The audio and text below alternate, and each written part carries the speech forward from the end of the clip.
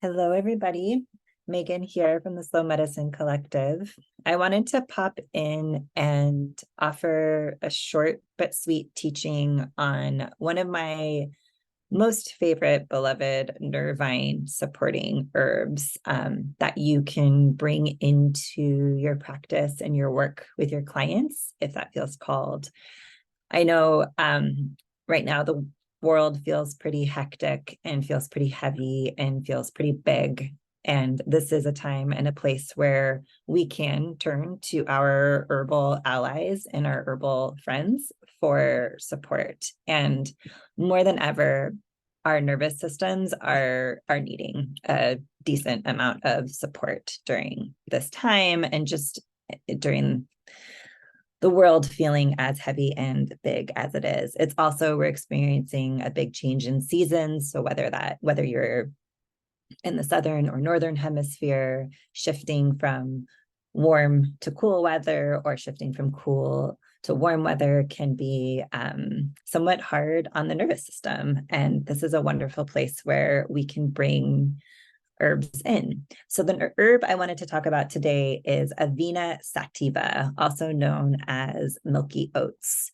So Avena is one of my favorite types of nervine, which is a trophorestorative herb.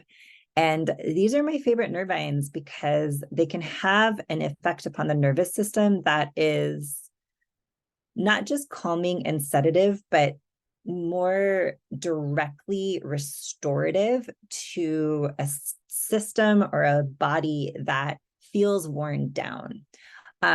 These are remedies that have a huge capacity to strengthen and tonify and restore our nervous system, especially for those people who are feeling really, really depleted from lots of long-term stress or lack of sleep or even drug or alcohol use, as you know, if people are using drugs and alcohol to mitigate, whatever stressful experiences they're going through, and overall burnout.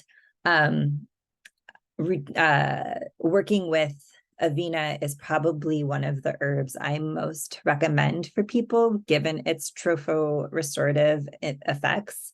And it's also pretty easy on the body, and it's an easy one to work with over a longer, extended period of time. So I even, the hot, sexy word in the herbal world and herbal community is always adaptogens. What are the adaptogens we can bring in for helping our clients to, restore their stress or mitigate their stress and support their adrenals? And honestly, bringing in herbs like these trophorestoratives is a really good place to actually start first before even bringing in the adaptogen. So Avena or wild oats you can bring it in the form of a tincture. You can bring it in the form of a tea. I make a really wonderful nervine support blend that we just sent out to all the people in our mentorship. It's just a nourishing herb to drink in a tea. If you want to bring it in as a tincture to work kind of with that more trophorestorative medium, you can start by, I actually really like to start it with a very gentle essence of it by grabbing a tincture and just putting 2 or 3 drops into your water.